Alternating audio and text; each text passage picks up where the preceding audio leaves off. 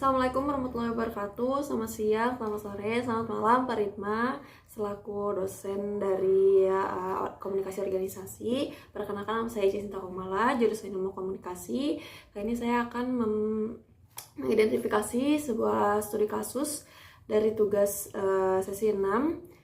Sebelumnya dibacain dulu soalnya. Itu perusahaan XYZ yang bergerak di bidang retail memiliki sekitar 500 karyawan. Namun dalam beberapa bulan terakhir terdapat keluhan dari karyawan tentang kurangnya komunikasi internal yang efektif di antara departemen manajemen dan karyawan. Beberapa karyawan mengeluh bahwa mereka tidak tahu tentang perubahan kebijakan dan prosedur, sehingga mereka kesulitan dalam menyelesaikan tugas mereka. Selain itu, beberapa karyawan merasa tidak dihargai karena kinerja mereka dan merasa bahwa tidak ada sistem yang jelas untuk memberikan penghargaan kepada mereka seperti itu. Nah, untuk mengidentifikasi, ini ada soal yang pertama, identifikasi masalah komunikasi internal yang terjadi di perusahaan XYZ. Nah, untuk menurut saya, bagian identifikasi masalah ini lebih ke komunikasi internal itu maksudnya di SOP kalau menurut saya. Jadi misalnya aturan yang dikasih sama perusahaan itu dirubah tidak sepengetahuan dari si karyawan, sehingga itu akan memicu sebuah masalah kepada si karyawan tersebut. Contoh misalnya kayak overtime. Misalnya overtime-nya tidak dibayar, misalnya secara kerja dia disiplin masuk tepat waktu, tapi pada saat pulang misalnya ada kerjaan yang lebih atau job desk lebih yang harus dikerjakan, tapi itu tidak masuk ke dalam si lemburan, atau misalnya overtime yang harusnya dibayar. Nah, mungkin itu jadi sebuah masalah juga untuk karyawan karena dia sudah mengeluarkan tenaga yang lebih misalnya kepada perusahaan tersebut, tapi sama perusahaan tersebut tidak dihargai, bisa dibilang, atau tidak dibayar seperti itu. Nah, itu bisa jadi sebuah masalah juga. Nah, terus bisa jadi contohnya lebih kayak ke apa lagi ya, sistem misalnya ya. Kalau ke sistem, ya misalnya ada update di retail itu ada update sistem, misalnya dari kasirnya atau misalnya dari apa, kalau misalnya yang di retail toko. Nah, misalnya si update sistem itu tuh membuat si karyawannya menjadi lebih sulit dipahami, atau misalnya lebih banyak rincian yang harus dikerjakan. Nah, itu juga daripada sistem sebelumnya. Maka dari itu juga menjadi sebuah kasus juga, studi kasus atau permasalahan dalam sebuah perusahaan kepada karyawan. Misalnya lemot nih sistemnya gitu-gitu. Nah, itu juga sebuah permasalahan juga. Nah, kalau misalnya dari sini, ini dia nggak menginformasikan, karena kan dari departemen atau manajemen itu dia ada ada tingkatan-tingkatannya itu kan. Nah, itu tuh dia nggak berjalan mulus sampai ke karyawan, dari atasan sampai bawahan. Makanya dari itu terjadilah sebuah permasalahan antara di lingkungan komunikasi internal tersebut kayak gitu. Nah, terus yang kedua, ini ada rancang rencana untuk meningkatkan komunikasi internal di perusahaan XYZ. Untuk ini, menurut saya, untuk rancang perencanaannya itu sebenarnya simpel sih. Ini kan karena masalah komunikasi yang tidak berjalan lancar sampai ke bawah, maka dari itu pernah juga kan kayak suatu ormas, dia punya atasan yang hanya ada di lingkup manajemen. Contoh misalnya kayak manajemen perusahaan retail itu kan 500 karyawan ya, jadi dia nggak akan bisa langsung dari atasan langsung ke bawahan langsung sampai gitu, tapi dia ada tahap-tahapnya. Contoh kalau misalnya di manajemen ya cuma di lingkup manajemen aja.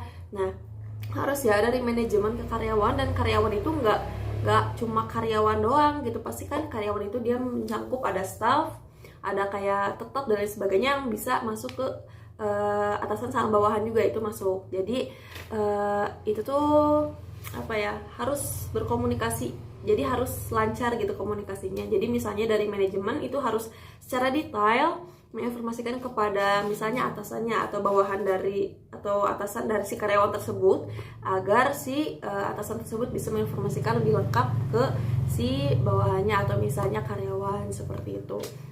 Nah, karena komunikasi sangat penting, jadi menginformasikannya harus secara jelas. Contoh misalnya kan ada juga kayak yang overtime tadi itu kan ada dua permasalahan sebenarnya kalau misalnya masalah overtime. Yang pertama itu emang dia si karyawannya mengeluh karena misalnya kerjaannya banyak, jadi dia butuh waktu lebih untuk mengerjakannya dan itu butuh dibayar juga.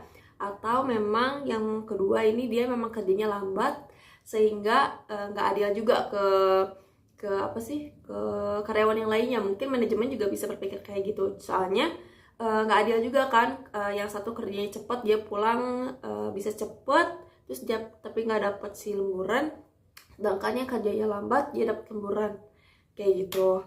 Nah, maka dari itu harus dijelaskan juga kepada si karyawannya kenapa dia mengeluh. Misalnya mengidentifikasi kayak oke, misalnya kamu ngeluh nih lemburannya memang kerjanya banyak atau memang kamu kerjanya lambat kayak gitu. Nah, jadi si atasan ini harus bisa memberikan informasi yang jelas dan lengkap, juga bisa memberikan pengertian kepada karyawan terkait dari si overtime tersebut. Misal ini ngomongin si apa ya, permasalahannya itu di perusahaan si XYZ ini masalah overtime, misalnya dari komunikasi internal tersebut atau misalnya SOP gitu yang misalnya dirubah tanpa sepengetahuan si karyawan. Jadi manajemen bikin aja gitu tanpa bilang-bilang. Nah, pas sudah kejadian yang biasanya dia overtime dibayar, tiba-tiba bulan depan pas gajian misalnya dia nggak dibayar. Jadi dia tuh mereka tuh mempunyai siasat yang buruk gitu, misalnya kayak kurang baik lah terhadap si manajemen kayak gitu. Nah,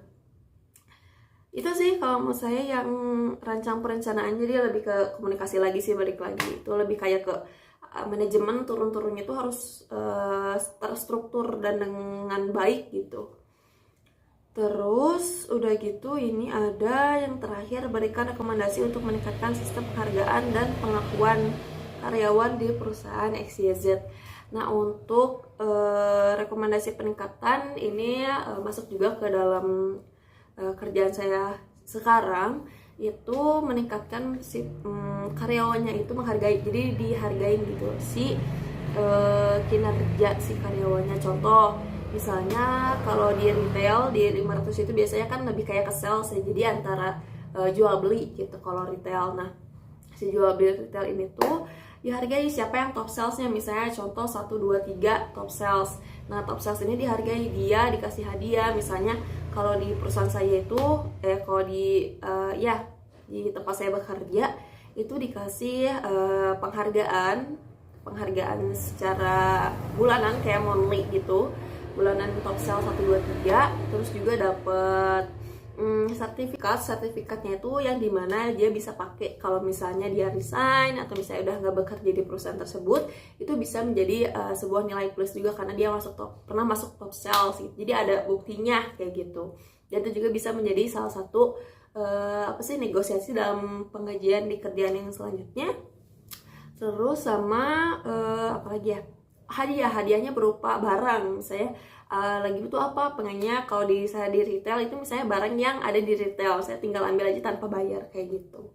Jadi ada 3 hadiah dan itu monthly setiap bulan, ada top salesnya gitu. Jadi orang-orang tuh bisa meningkatkan rasa rasa kemampuannya, kayak rasa dalam diri itu, oh iya aku harus jadi top sales kayak gitu. Jadi biar aku dapat hadiah atau biar aku dapat sertifikat, jadi orang tuh berlomba-lomba buat positif menjadi lebih baik di si salesnya kayak gitu. Menurut saya itu sih. Nah, itu merupakan salah satu penghargaan ke karyawan juga, karena itu jadi ke karyawannya juga jadi mikir kayak oke, gue harus lebih baik, saya harus lebih baik, dan seperti itu. Oke, paling sekian yang bisa saya sampaikan. Mohon maaf apabila saya ada kesalahan dalam mengerjakan tugas atau dalam memberikan pendapat atau mengidentifikasi tentang studi kasus ini. Warahmatullahi wabarakatuh.